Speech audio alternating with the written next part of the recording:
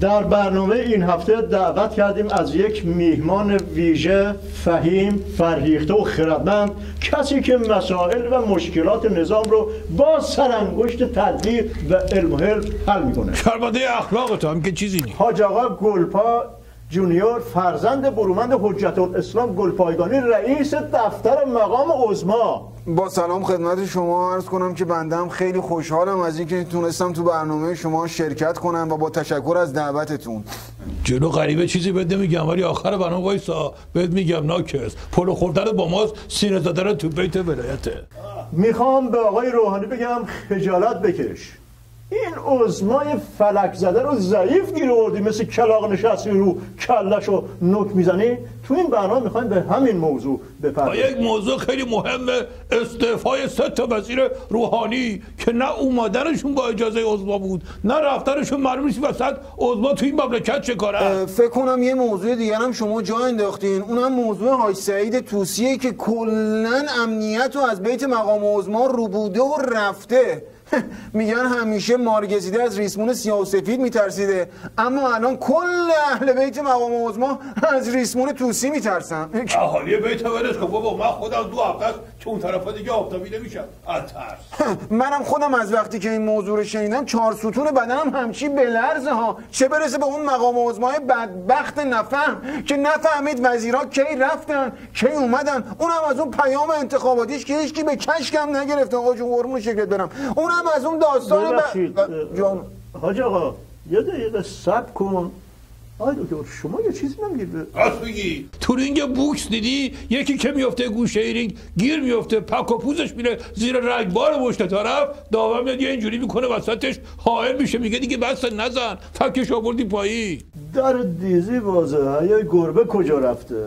آخه مهر و امضای خود مقام عظما پای پیام انتخاباتیشون هست. بابا برم قسم حضرت عباس رو باور کنیم یا اون نه ساندیس که جیب زده بیرون، امضا که دلیل نمیشه، زیر برجام هم امضا کرده بود. البته استراتژیست نظام حرف الکی که نمیزنه. مقام عظما هم از غلطی که کرده مثل سگ پشیمونه. ولی خودش امضا کرد. آقا این که دلیل نمیشه که. مخترع ساعت زنگدار اولین کسی بود که از اختراع خودش پشیمون شد، اونم بلافاصله بعد از اینکه اختراعش استفاده شد. این که دلیل نمیشه صبح سر ساعت 6 درینگ درینگ درینگ دلیل نشه. قربان هیچ وقتم یقه‌شو ول نکرد. من میگم بیایم گذشته ها رو فراموش کنیم. مقام عظما یه پیام نو داده. نون و پنیر و خارک پیام نو مبارک. نون و پنیر رو شلغم پیام منو تو حلقم. آخه اینم شد پیام. 2 تا سوال درست درمون بپرس برنامه رو استارت بزنیم همینجوری. باشه چرا مقام عظما گفتن که به برجام اعتماد ندارم؟ مگه خودش اینو تایید نکرده؟ آقا مگه خودش تایید نکرده؟ حکایت برجام حکایت همون آیت اللهی که رفت دریا برای ماهیگیری، تو رو انداخت که ماهی رو بگیره، بعد 2-3 دقیقه کشید نیومد، خلاصه پرید زیر آب، دیدی چی؟ ماهیا تو رو بستن دارن والیبال بازی میکنن. مبارک نون و پنیر و خارک، تور والیبال مبارک. حاج آقا بفرمایید روشن کنید. این یکی رو بزن به حساب قربون داداش. کس خزانت بکش پای وضعیتته. دوست بازی در بردی، نون و پنیر و شلغم، تور والیبال تو حلقم، باز توی غریبه دیدی سری سوارش کردی. مقام عظما این همه داره دوندگی میکنه که از این امضاهایی که کردن یه چیزی دست نظام بگیره، بعد شما اینجوری میزنی تو ذوق ایشون. حکایت دوندگی مقام عظما حکایت همون ماشنگه است که برگشت به باباش گفت بابا جون امروز من 9 کیلومتر دویدم. فکر داره تشویقش میکنه. بابا هم نه گذاشت نه برداشت. بهش گفت ماشاءالله مردم دکتر مهندس تربیت میکنن، تحویل اجتماع میدن، ما هم از تحویل جامعه دادیم. تو شاید شد یه همچی بذارم که 9 کیلومتر بدهی. دستی شما اهل دویدن هستی؟ نه من حقیقت یه ورزش دیگه میکنم. اسم ورزشی که من میکنم یوگاست. البته اون موقعی که میخواستم اسم نویسی بکنم تو این ورزش 2 به شک بودم، بکنم نکنم، حوصله‌ام میکشه نمیکشه، که اینجا مربی اومد کمک کارم شد، گفت شما موقعی که داری میای یه تشک و یه بالشت هم با خودت بیار. اونجا بود که فهمیدم این همون ورزشیه که علما سالهای سال دنبالشن و من رفتم همونجا با تشک و بالش. نون و پنیر و خارک ورزش نو مبارک.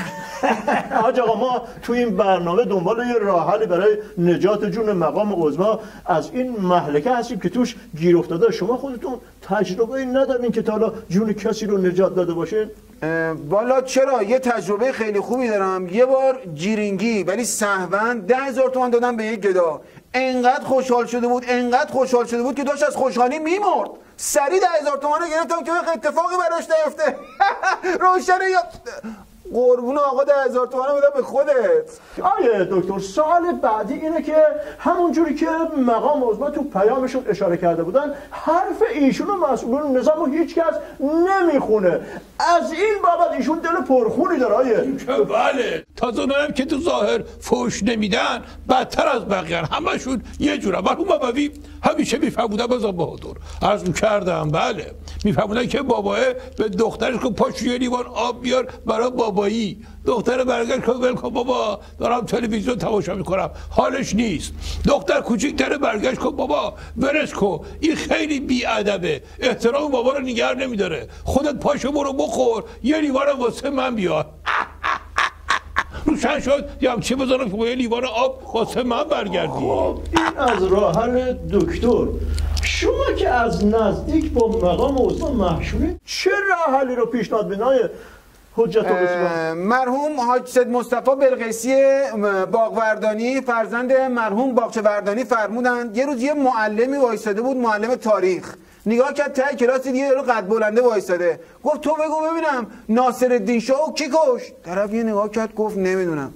یه خورده گذشت طرف معلم پرسید خب بگو ببینم فتحعلی شاهو کی کشت؟ طرف گفت نمیدونم. معلم پرسید پس با این وضعیت چطوری میخوایم امتحان تاریخ بدی؟ گفت والا من نیومدم امتحان تاریخ بدم، اومدم بخاری رو تعمیر کنم. روشنه یا قربونت برم. حاج آقا جسارت نشه، شما اینجا اومده بودین پیام اون فلک زده رو خوندید که یه بدبختی از بدبختیاش کم بشه، یا اومدین که اونو به خاک سیاه بشونین؟ من از جفت شما پناه میبرم به این جمله زیبا که میگه نون و پنیر خارک بدبختیات مبارک. آقا جون من این چه حرفیه شما داری میزنی به مقام عظما؟ ما اومدیم تو این برنامه که یه چیزی رو حل و فصل بکنیم، اون از دفتر مقام عظما شما اومدی ما میگه نون و پنیر و خارک دورمای مبارک. من نمیخوام شکایت کنم، شکایت کی باشه؟ اون باید مقام عظما باشه شکایت کنه.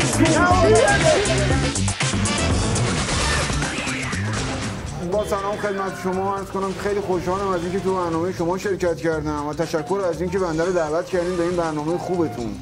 نازنین 10 سال برنامه رو کردیم کسی به ما نگفت نازنین، همین اول کار بوده تا دلو پشت میکشه. این که دلیل نمیشه که بابا مخترع ساعت زنگ دارم ما باشیم مسعودی بچه جفیت بچه باتی، ولی خودش امضا کرد. این که دلیل نمیشه. مخترع ساعت نمیشه واسه مخترع ساعت زنگدار، ساعت زنگدار. اول شما خودتون تجربه تو این رابطه ندارید که جون کسی رو نجات داده باشید؟ چرا اتفاقا بنده خودم باشه میکروفون برادرمون فکر کنم الان سقوط کرده. نمیدونم، من الان دیدم نداره میکروفون. حل میکنه. شرمنده اخلاق تو هم که چیزی نیست. حاج آقا گلپا نور و پنیر و خارک. این ترافت زدت با من قاطی شد. دوباره بگو. میکروفونم افتاد. بابا یه اشکال والا. نه الان تا حالا بود. حاج آقا بفرمایید روشن کنید. جناب بگشتا که با اون شعر خوندنت اینجا تو روشنش کنی؟ اینجا چی بودی خود بیا پایین؟ بخاری رو درست بکنم. روشنه یا قربونت برم.